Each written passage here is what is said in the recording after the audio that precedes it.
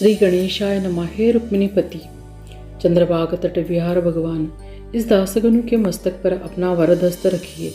आप तो राजा धीराज हो, सब कुछ आपके हाथ में है, फिर मेरी दुर्दशा क्यों कर रहे हो? आपकी कृपा से अग्नि से मेरे पाप तापों का दहन करिए और यह मेरा मन आपके भजन को सदा आनंद युक्त रहे, ऐसा करिए। यदि यह नहीं करोगे तो आपको ही दोष लगेगा, अपने आप को वृथा दोष न लगने दे। हे श्याम सुंदर राही रुक्मिणीपति परम उदार पांडुरंग, मेरी इच्छा पूर्ण करो। अस्तु। श्री गजानन महाराज समाधिस्थ होने जाने पर वहाँ के स्त्री पुरुष कहने लगे कि अब शेगा में क्या रखा है, अब यहाँ की मिट्टी समुद्र यज्ञ का जल सूखने पर पुष्प वृक्षों की बहार नष्ट होने पर इस संसार में उसकी प्रशंसा कौन करेगा? मंदिर में देवता न रहने पर गर्भगृह को माला चढ़ाना व्यर्थ है, किंतु उन पर सब तर्क वर्त सिद्ध हुए। उसमें से कुछ कहते हैं कि तुम लोगों को यह भ्रांति है, महाराज की दिव्य ज्योति यहीं पर अदृश्य रूप से स्थित है। जैसे इंद्रायणी के किनारे ज्ञानेश्वर महाराज समाधिस्थ है और भक्तों को वे वही मिलते हैं, वैसे ही शेगांव में श्री स्वामी गजानन, जिनका जैसा सिद्धांत है, उन्हें वही दर्शन देते हैं। इस संबंध में एक कथा बताता हूँ। शेगांव में गणपत कोठोड़े नाम का एक गृहस्थ था। उसका नित्य दर्शन नियम था। वह उस समय रायली नामक एक कंपनी थी, उसका प्रतिनिधि था। अस्त समय प्रतिदिन वह दर्शन के लिए जाता और समाधि के पास बैठकर एक निष्ठा से महाराज की स्तुति करता था। एक बार उसके मन में संकल्प किया कि विजयादशमी को समाधि को अभिषेक करके ब्राह्मण भोजन कराएंगे। उसने सब सिद्धता की, अभिषेक की सामग्री तथा ब्राह्मण भोजन का विपुल सीधा मठ में भेजा। यह देखकर उसकी पत्नी ने कहा, प्राणनाथ, आप बड़े मुक्तहस्त है, यह आप क्या करते हैं? हमारे बाल बच्चे हैं, उन्हें कपड़े और अलंकार बनाइए। इस प्रकार का अभिषेक और ब्राह्मण भोजन बार बार करना ठीक नहीं है। मेरे शरीर पर फूटा हुआ मणि भी नहीं है। मैं लंका की पार्वती ऐसी हूँ जो स्वर्ण लंका में रहकर भी रुद्राक्ष पहनती थी। क्या यह गृहस्थाश्रम की पद्धति है? गृहस्थ को धन संचय करना चाहिए। वह पत्नी का यह उपदेश गणपतराव को नहीं जचा। उन्होंने पत्नी से कहा कि प्रिय, मैं परमार्थ को प्रपंच से अधिक मानता हूँ। ऐसे समय में उसकी पत्नी को स्वप्न हुआ। उसमें महाराज ने उनसे कहा, पागल, बिना अर्थ के पति को त्रस्त न करो, जो वह करता है उसे करने दो। इसमें तुम्हारे बाप का क्या जाता है? अशाश्वत का प्रेम नहीं रखना चाहिए। इस प्रपंच में कोई तत्व नहीं है। धन भूमि का भूमि पर ही रह जाता है। किया हुआ पाप पुण्य प्राणी के साथ जाता है। अभिषेक और ब्राह्मण भोजन पर पारमार्थिक पुण्य है। इसके निमित्त खर्च हुआ धन कभी व्यर्थ नहीं होता। जैसे भूमि में बोया हुआ बीज एक का हजारों होता है, ऐसे ही इस पुण्य की स्थिति है, वह अनंत होता है, इसलिए उसे रोको मत। इस स्वप्न की बात उसने पति से बताई। आज से प्रपंच, बाल बच्चे, धन संपत्ति की चिंता छोड़ दो, यह सब महाराज का है। अस्तु। गणपतराव ने बड़े आनंद से दसरे के मुहूर्त पर पूजन किया और खर्च भी किया। पहले से ही गणपतराव की दृढ़ श्रद्धा समर्थ चरणों में थी। इस प्रकार की एक अनुभूति हरि लक्ष्मण जांजल को बोरीबंदर स्टेशन पर हुआ था। वह प्रसंग मैं बताता हूँ। किसी काम के लिए लक्ष्मण बम्बई गया था। वह बोरीबंदर स्टेशन पर जाने को तैयार हुआ तो उसे एक परमहंस मिले। ऊंची शरीर यष्टि, आजान बाहु और नासाग्र पर उनकी दृष्टि स्थिर थी। मुँह से ओंकार का जप चल रहा था। वे लक्ष्मण से बोले, अरे तुम गजानन के शिष्य होकर ऐसे निराश क्यों होते हो? जब तुमने अपने घर में पुण्यतिथि के निमित्त 400 पत्तलों की व्यवस्था की थी, तब गोपालराव पेटकर और बापट मास्टर तुम्हारे घर आए थे नहीं? स्मरण करो, कैसे आए थे? उनके स्वप्न में आकर गजानन महाराज ने उन्हें बुलाया था। बापट को पुत्र शोक, पत्तलों की व्यवस्था की थी। बापट को पुत्र शोक था, फिर भी वह तुम्हारे घर प्रसाद के लिए आया था। क्या सब भूल गए? यह सत्य घटनाएं सुनकर लक्ष्मण शंकित हो गया।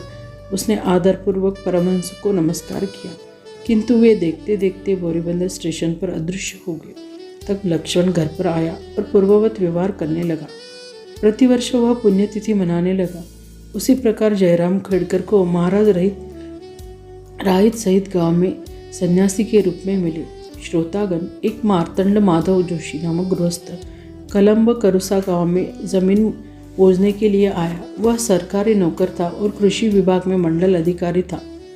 उसकी गजानन महाराज पर पूर्ण श्रद्धा थी। दिन भर जमीन मोजने का काम करने के बाद अस्त समय उसकी शेगांव दर्शन करने की इच्छा हुई। सोचा आज गुरुवार का दिन है, चलकर समर्थ के दर्शन करेंगे। सो अपने सिपाही को आदेश दिया कि अपनी दमनी जोतो शेगांव दर्शन करेंगे चलेंगे और रात में वहीं रहेंगे, प्रातःकाल लौट आएंगे। अब उसका सिपाही कुतुबुद्दीन नाम का था। उसने कहा आपको हाथ जोड़कर कहता हूँ कि बादल छाए हुए हैं, इसका भी विचार करिए। उसी तरह मन नदी का पानी भी बढ़ रहा है। सुनकर जोशी ने कहा, अरे अभी नदी पार कर लेंगे, बिना काम के किंतु परंतु न बढ़ाओ, जाओ दमनी तैयार करो। सुनकर वह दमनी जोतकर ले आया। जोशी अंदर बैठे और सिपाही ने दमनी जैसे ही नदी में घुसाई, वैसे अकस्मात नदी में बाढ़ आ गई और उस पार जाने का अवसर न रहा। जोर से आंधी चली और मूसलाधार वर्षा होने लगी। कई किसानों के छप्पर उड़ गए। तब कुतुबुद्दीन सिपाही जोशी से बोले, साहब अब हम लोगों को बचना मुश्किल है, यही मरना है। सुनकर मार्तंड जोशी अपने मन में घबरा गए और करुणायुक्त वचनों से समर्थ की याचना करने लगे। हे समर्थ गजानन, हमारे प्राणों की रक्षा करिए, आपके बिना दूसरा कोई हमें नहीं बचा सकता। इस संकट में आपके बिना और कोई त्राता नहीं है। आप असामान्य संत हो, करुणा के निधान हो, ब्रह्मवेत्ता हो, हमारी इस बाढ़ से रक्षा कीजिए। दमनी में पानी भर गया है, बैल घबरा गई है। जोशी आगे होकर सिपाही से बोले, तब तू अब पीछे बैठ, अवलिया का भजन कर, थोड़ी वही बेड़ा पार करेंगे, चिंता मत करो। ऐसा कहकर जोशी ने बैलों की रस्सी छोड़ दी और समर्थ से बोले, समर्थ आपकी सत्ता अगाध है, आपके मन में हो वैसा करिए, तारिये चाहिए डुबाइए। दोनों ने आंखें मूंद ली। सो क्या हुआ वह सुनिए। ऐसे महापुर में भी दमनी दूसरे किनारे पर आकर शेगांव के रास्ते पर खड़ी हुई। यह देखकर दोनों को अत्यानंद हुआ। देखो अवलिया बाबा की सत्ता कितनी अगाध है। बाढ़ से हम लोगों की रक्षा की, अपने भक्तों को डूबने नहीं दिया। एक घड़ी रात्रि बीतने पर जोशी शेगांव आए, समाधि को वंदन किया, पालकी का उत्सव देखा और दूसरे रोज बहुत सा दान धर्म किया। उसी प्रकार बालाभाऊ के पास ब्राह्मण भोजन के लिए कुछ रुपए दिए। संपूर्ण वृत्तांत बालाभाऊ से बताया और कहा कि यह संकल्पना ब्राह्मण भोजन की आप मेरी ओर से करिए, क्योंकि मुझे अवकाश नहीं है। ऐसा कहकर जोशी जल्दी से चले गए। हिंगणी गांव का रहने वाला एक यादव गणेश सुबेदार नामक कपास का व्यापारी था। एक वर्ष उसको व्यापार में 10,000 रुपये का घाटा आ गया, जिससे वह बड़ा चिंतित हो गया। व्यापार तो छूटता नहीं था, फायदा होता नहीं और उसमें बिना मन की चिंता जाती रही। वह मुनाफा मिलाने का बड़ा प्रयत्न किया, किंतु सफलता नहीं मिलती। एक बार वह किसी काम से वर्धा आया और विनायक आश्रिकर के घर में ठहरा। इतने में एक भिक्षुक वहाँ पर आया। उसका वेश महाराष्ट्री था। जो देखकर आश्रितर क्रोधित हो गए। जा पिछले दरवाजे में, तुम्हें भीख मिलेगी, छपरी की सीढ़ी मत चढ़ो। लेकिन भिक्षुक ने उनकी बात न मानी और छपरी में यादव के पास आकर बैठ गया। कहने लगा, कुछ तो भीख डाल। ऐसा कहकर भिक्षा पत्र आगे बढ़ाया। यादव ने मन में सोचा, यह भिखारी बड़ा लालची और धीट मालूम होता है। मना करने पर भी छपरी में आ गया है, हटता नहीं है। किंतु जब उसने भिखारी को अच्छी तरह से निरखा तो वह उसे शेगांव का राजयोगी सा दिखने लगा। उसकी मुद्रा तेजयुक्त और आवाज़ समर्थ के समान ही थी, केवल कपकपी असमानता थी। यादव सोचने लगा कि गजानन मानो तो वे समाधिस्थ हो गए हैं, अब हमारे दृष्टिपथ में महाराज कैसे आ सकते। कुछ भी हो, 2 पैसे दे देता हूँ, गजानन समझ गया। तर्क वितर्क करने का कारण नहीं। भिखारी ने पैसे ले लिए और कहा, गजानन महाराज को प्रसाद बांटना है, सो और कुछ पैसे दो। तू बार बार वचन देता है और पूरा नहीं करता। मुझे 10,000 का घाटा हुआ है ना। ऐसा सोचकर जल्दी से पॉकेट निकालकर मुझे कुछ और पैसे दो। यह सुनकर सूबेदार ने कुछ रुपए निकाल कर दिए। इस पर पुनः भिखारी ने कहा, आज मैं कितने पर संतुष्ट नहीं हो सकता, मुझे और कुछ रुपए दो। सूबेदार ने और रुपये निकाल कर भिखारी को अर्पण किए। इतने में आश्रिकर घर के अंदर गए। जब यादव अकेले थे तब भिखारी बोला, गजानन के विषय में शंका क्यों करते हो? इस समय कपड़े निकालकर मेरे सामने खड़े हो जाओ। तुम्हारे सर्वांग पर दृष्टि पड़ने से तुम्हारी व्याधि दूर हो जाएगी। तुम मेरे पुत्र के समान हो, लजाते क्यों हो? ऐसा कहकर पीठ पर हाथ फिराया और बाद में नख शिखांत शरीर पर हाथ फिराया। इतने में आश्रिकर फिर से वहां आए और भिखारी दरवाजे से बाहर हो गया। यादव ने बहुत पता लगाया, परंतु भिखारी का पता न चला, सो उसने मन में निश्चय किया कि हो न हो यह गजानन महाराज ही थे। अपने दिल में सोचा, अगर ये समर्थ है तो आज अवश्य व्यापार में लाभ होगा। इतने में ही उसकी कपास की गाड़ियाँ वर्धे में बाजार में बिकने आई। बिक्री होने पर उसे बहुत कीमत मिली, जिससे यादव बड़ा संतुष्ट हुआ। उसका दृढ़ निश्चय हो गया कि भिखारी के रूप में गजानन महाराज मिले। दृढ़ निश्चय होने पर समर्थ सदैव रात दिन अपने भक्तों की रक्षा करते हैं। भाऊ राजाराम कंवर नामक एक डॉक्टर खामगांव में था। उसकी बदली तेल्लारा नामक शेगांव से उत्तर में गांव में हो गई थी।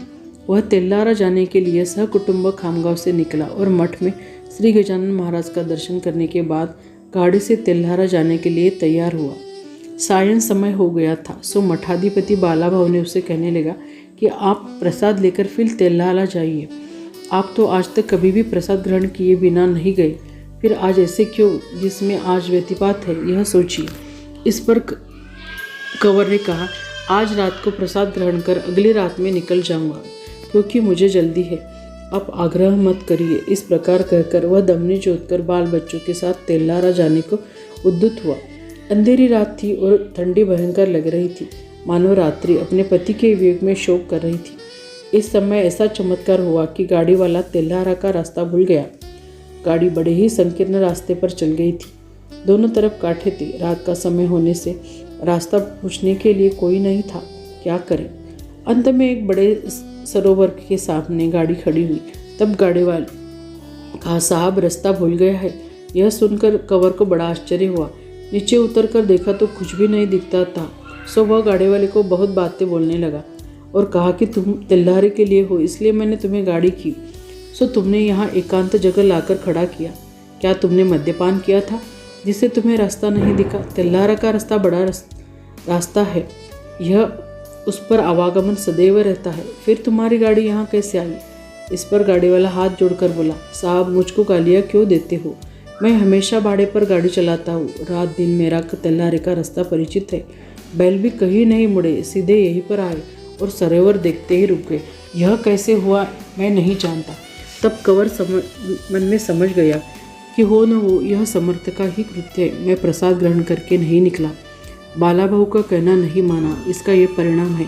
मन में प्रार्थना करने लगा, हे गजानन, यह तो भयानक जंगल दिखाई पड़ रहा है। यह आपके बिना मेरी रक्षा कौन कर सकता है? इतने में तालाब के दूसरे बाजू घुंघरू घंटी की ध्वनि सुनाई पड़ी। तब डॉक्टर ने गाड़ीवान से कहा, इस संकेत पर बैल को हाको, प्रमुख रास्ता दूर नहीं है। वह सुनकर उसकी आवाज़ी दिशा में दमनी लेकर बढ़ा। कांटे क्षुपों में से बैल हाँक कर प्रमुख रास्ते पर पहुंचा। डॉक्टर ने जब अन्य गाड़ी वाले से पूछा तो पता चला कि वह शेगांव का ही सीमांत था। तो कंवर ने गाड़ीवान से कहा कि शेगांव वापस चलो। सूर्योदय के समय कंवर शेगांव पहुंचा। उसने सारा वृत्तांत बालाभाऊ से बताया। यह सुनकर बालाभाऊ ने कहा, व्यतिपात में आपको महाराज ने जाने नहीं दिया, यह ठीक ही हुआ। आज प्रसाद ग्रहण करके तेल्लारा जाओ। प्रसाद का परित्याग कभी नहीं करना चाहिए। आप समर्थ के भक्त हो, इसलिए उन्होंने तुम्हें वापस लाया। मानव के सारे प्रयत्न सफल ही होंगे ऐसा कोई निश्चय नहीं। संत के मन में जो होगा वही होकर रहेगा। इसलिए महाराज के चरणों में श्रद्धा रखकर स्वस्थ हो जाओ। इतर ही कंवर दूसरे दिन प्रसाद लेकर फिर तेल्लारा गया। अस्तु। रतनसा नाम का एक भावसार जाति का गृहस्थ, उसको दिनकर नामक एक वर्ष का लड़का था। उसको मुर्दूस की बीमारी हो गई थी। यह सुखड़ी रोग प्रायः बालकों को होता है। महाराष्ट्री भाषा में इसको सटवी भी कहते हैं। बच्चा एकदम सूख गया था, केवल त्वचा रह गई थी। सारी अस्थियाँ अपनी अस्तित्व त्वचा के बाहर ले गई थी। बड़े बड़े वैद्य लाए किंतु कुछ फायदा नहीं हुआ। उसे सतत ज्वर रहता था और दूध पानी भी उसका छूट गया था। वैद्यों ने रतनसा से कहा कि अब यह तुम्हारे हाथ नहीं लग सकता, इसे कोई औषधि देना व्यर्थ है। साध्य असाध्यता का विचार अवश्य करना चाहिए, भला कहीं समुद्र पर पुल बांधा सकता है। यह सुनकर रतनसा रोने लगा। अंत में उसके मन में विचार आया कि आखिरी उपाय करके देखेंगे। कोई हर्ज नहीं। उसमें बच्चे की अवस्था देखकर घर के लोग रुदन करने लगे। उसके हाथ पर ठंडे पड़ गए थे, नाड़ी छूट गई थी और नेत्र तय क्षीण हो गया था। ऐसी अवस्था में रतनसा ने बच्चों को हाथों पर उठाया, गजानन महाराज के द्वार पर रखा और संकल्प किया कि मेरा यह बालक रोगमुक्त हो गया तो मैं 5 रुपये का प्रसाद बांटूंगा। आपने सबको सफलता दी है, मैं आपका ही हूँ, मेरी उपेक्षा मत कीजिए। इस बालक पर कृपा करिए। यदि मेरा यह बालक आपके द्वार पर मर जाता है तो सारे बराड़ में आपकी अपकीर्ति होगी। सारे लोग आज तक कहते हैं कि आपके चरण अमृत है। इस बालक पर कृपा करिए। मैंने निश्चय किया है कि यदि मेरा यह बालक नहीं उठा तो मैं आपके चरणों पर सिर पटक कर मर जाऊंगा। हे महापुरुष, मुझे इसके दुख में कष्ट मत करिए। थोड़ी देर में चमत्कार ऐसा हुआ कि वह बालक हाथ पैर चलाने लगा, उसकी नाड़ी व्यवस्थित हो गई, वह रुदन करने लगा। यह देखकर सबको बड़ा आनंद हुआ। भला समर्थ की कृपा होने पर दुख कैसे रह सकता है? भला सूरज के सामने अंधकार रहना संभव है? दिनकर थोड़े दिनों में पूर्ण स्वस्थ हो गया। इस प्रकार महाराज सत्य संकल्प दाता है। संतों की कृपा अनमोल होती है, उसका मूल्य नहीं किया जा सकता। राजा नामक कोल्हटकर का पुत्र संत कृपा का ही फल है। रामचंद्र पाटिल की चंद्रभागा नामक एक कन्या थी, जिसकी ससुराल लाड़ेगांव में थी। वह 18 वर्ष की थी। वह गर्भवती हुई तो बड़ी अद्भुत घटना घटी। प्रसूति में स्त्री का दूसरा जन्म ही होता है। जनरीति के अनुसार चंद्रभागा को प्रसूति के लिए मायके शेगांव लाया गया। वहाँ पर प्रसूति के बड़े कष्ट में थी और उसे प्रसूति में ज्वर आक्रांत कर दिया। पाटिल ने कई डॉक्टर से इलाज करवाया, किंतु उसमें ज्वर में कोई लाभ नहीं हुआ। थोड़ा बहुत आराम हुआ, क्योंकि व्याधि किंचित काल के लिए दबी, किंतु निश्शेष नहीं हुई, जिससे चंद्रभागा बार बार बीमार पड़ने लगी। एक बार उसे औषधोपचार को अकोला ले गए तो वहाँ के कुछ वैद्य बोले, इसे नल संग्रहणी हो गई है। कई ने उससे राजक्षमा हो गया। इस तरह किसी भी निश्चित निदान न हुआ। अंत में पाटिल ने विचार किया, अब वैद्य गजानन ही है, औषध जानवी तोयम वैद्यो नारायणो हरि, ऐसी कहावत है। उन्होंने कहा, महाराज की भस्म प्रतिदिन लगाओ और महाराज का चरण तीर्थ पिलाओ, चाहे महाराज तारे या मारे, दूसरा कोई उपाय नहीं। पिता रामचंद्र पाटिल महाराज के बड़े निष्ठावान भक्त थे। धीरे धीरे उसके लड़कियों को भी लाभ होने लगा। जो शैया से उठ नहीं सकती थी, वह चलकर पैदल मठ में महाराज को दर्शन आई। ऐसा भस्म का अमित प्रभाव था। जिसकी दृढ़ निष्ठा है उसको अवश्य फल मिलता है। उपास्य देवता पर उपासक की दृढ़ श्रद्धा होनी चाहिए। रामचंद्र पाटिल की पत्नी जानकी बाई तो बड़ी सुलक्षणा थी, किंतु दैव किसी को चुकता नहीं। बार बार उसके पेट में दर्द होता रहा। वह वायुशूल था। अनेक उल्टियाँ की, औषधियाँ दी, किंतु तात्कालिक लाभ होता था, फिर भी पेट में दर्द होता था। यह स्थिति कई दिन रही। अंत में उसका परिणाम यह हुआ कि यह वायु आकस्मिक मस्तिष्क में प्रविष्ट होकर उन्माद में परिवर्तित हो गया, जिससे वह उन्मत्तवत आचरण करने लगी। कभी सो जाती तो कभी खाती ही रहती। कई लोग कहने लगे इसे पिशाच बाधा हो गई है। कुछ कहने लगे कि यह करनी का प्रभाव है। किसी ने करनी कर दी है। जो सत्ताधीश होते हैं उनकी शत्रुता कई लोगों से होती है, सो दुर्बल शत्रुकर्णी टोना अपने ओर बजाते हैं। कई प्रकार के औषध दिए। ओझा लोगा कि अब ओझा न गजानन ही है, दूसरे ओझा की आवश्यकता नहीं। उन्होंने अपने पत्नी से कहा, कल से तुम मठ में जाकर समाधि को प्रदक्षिणा करने लगो। वह पति का कहना मान गई और प्रतिदिन स्नान करके समाधि को प्रदक्षिणा करने लगी। सद्गुरुनाथ ने की गई प्रदक्षिणा सफल हुई। उसका वात विकार नष्ट होकर वह निर्दोष हो गई। सच्चे संतों की सेवा कभी व्यर्थ नहीं होगी, किंतु मनुष्य की निष्ठा बैठना कठिन होता है। समर्थ के बाद बालाबाहु गादी पर बैठे। महाराज के प्रताप से उसने भी कुछ थोड़े चमत्कार हुए। ये वैशाख वद्य षष्ठी को शेगांव में ही वैकुंठ को प्राप्त हुए। उनके बाद नारायण गादी पर बैठे। बालाबाहु जब गए तो नारायण को नांदुरा गांव में स्वप्न पड़ा था। वह कथा था बताता हूँ। स्वप्न में महाराज बोले, अरे नारायण माली, तुम भाविक जनों की रक्षा करने शेगांव जाओ। ऐसा कहकर गजानन महाराज चले गए। वह सुनकर नारायण शेगांव आए। कुछ दिन उन्होंने भी अधिकार चलाया। ये चैत्र शुद्ध षष्ठी को समाधिस्थ हुए। पूर्व स्वीकृति के बिना संत सेवा नहीं मिलती। संत सेवा की पुण्य का पार नहीं है। इस तरह श्री गजानन की लीला का कभी पार नहीं लगेगा। जैसे गणन के तारकाओं की गणना नहीं की जा सकती। मैं अज्ञानी हूँ, पामर हूँ, बुद्धिमत्ता से मुझ में तिल मात्र नहीं है। फिर भला श्री गजानन लीला के समुद्र का मैं मुख से वर्णन कैसे कर सकता हूँ। उन्होंने जो कुछ कहलावा वही मैंने लिखा। इसमें मेरा कुछ नहीं है। लेखनी ने अक्षर लिखे, किंतु वह उनका कहलवाया वही मैंने लिखा। इसमें मेरा कुछ नहीं है। लेखनी ने अक्षर लिखे, किंतु वह उसका सामर्थ्य नहीं। यह लेखनी जिसके हाथ में होती है वही सारे अक्षर लिखता है। लेखनी लिखने में केवल निमित्त कारण होती है, वह उसका सामर्थ्य नहीं। वैसे ही यहाँ हुआ। मैंने लिखने का काम किया। लिखने लिखाने वाले स्वामी गजानन हैं। उन्हीं की कृपा से मैंने यह लिखा है। विद्वज्जनों, इसमें मेरा कोई बड़प्पन नहीं। स्वस्ति श्रीदास गणु विरचित गजानन विजय ग्रंथ अब कलश के समीप आ गया है। अगला अध्याय कलशाध्याय है। शुभम भवतु। श्री हरिहरार्पणमस्तु। इति श्री गजानन विजय ग्रंथस्य 20 अध्याय समाप्त। श्री गजानन महाराज की जय। श्री गुरुदेव दत्त। जय श्री श्रीपाद श्री वल्लभ महाराज की जय। श्री नरसिंह स्वामी की जय।